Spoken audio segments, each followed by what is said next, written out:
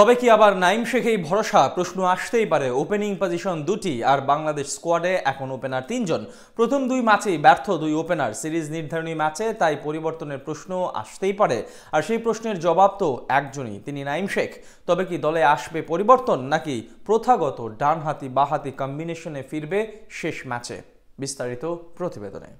Bangladesh cricket বোর্ডের একটা অদ্ভুত চিন্তাধারা রয়েছে। নতুন খেলোয়াড় দলে সুযোগ দেওয়ার চেয়ে যারা 1-2 বছর দলের বাইরে ছিল তাদেরকে সুযোগ দেওয়াই বেশি নিরাপদ মনে করে। গত কয়েক বছর ধরে এটাই হয়ে এসেছে বারবার। বেশ কিছু খেলোয়াড় এমন ঘটনার সাক্ষী। সেই ধারার সবচেয়ে বড় নাম নাইম শেখ, যিনি সাম্প্রতিক সময়ে আবারও ফিরেছেন টি-20 দলে। প্রথম ম্যাচে একাদশে নেন জায়গা করে। যদিও এটা সবার জানা, তিনি টি-20 ক্রিকেটে খেলেন ওয়ানডে মেজাজে, তবুও তাকে ফিরিয়ে আনা হয়েছে দলে। খেলোয়াড় যখন বদলায়নি তখন পরিবর্তিত ফলাফল আশা করে কি লাভ? অপরাজিত থেকে মাঠ ছাড়েন 29 বলে 32 রান করে। টি-20 ক্রিকেটে এমন ইনিংস যেখানে ওয়ানডে ক্রিকেটে কেউ অপরাজিত থাকলে এর চেয়েও ভালো ব্যাট করে, সেখানে টি-20 ক্রিকেটে এমন পারফরমেন্স।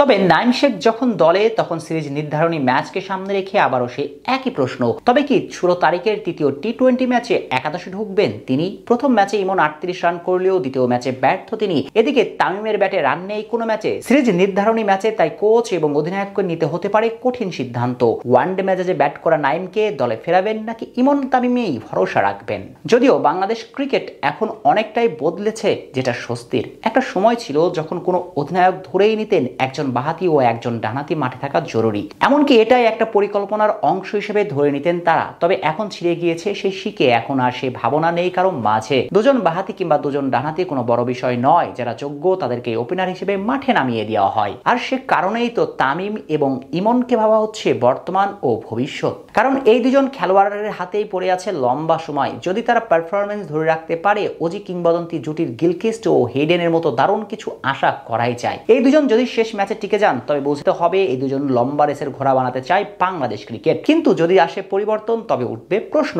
নাইম শেখ যদি দলে জায়গা পান, তবে সেটা হবে ভালো সিদ্ধান্ত। কিংবা লিটন ও কোচরা যদি মাথায় আসে একটু পরিবর্তন চায়, তারা আবারও সেই পুরনো ধাঁচের ডানাতি বামাতি কম্বিনেশনে ফিরিয়ে আনতে চায়, তবে লিটন ফিরতে পারেন ওপেনিং এ। যদিও সেই সম্ভাবনা কম, কারণ 3 নম্বর পজিশনে সেদিন খেলেছেন বাংলাদেশ ইতিহাসের টি-20 ক্রিকেটে অধিনায়কদের মাঝে শ্রেষ্ঠ ইনিংস। সেক্ষেত্রে লিটন চাইবেন না জায়গাটা বদলাতে। আর সবকিছু ঠিকঠাক থাকলে শেষ ম্যাচেও একাদশে ওপেনিং এ করতে দেখা যেতে পারে ইমন ও তামিমকেই।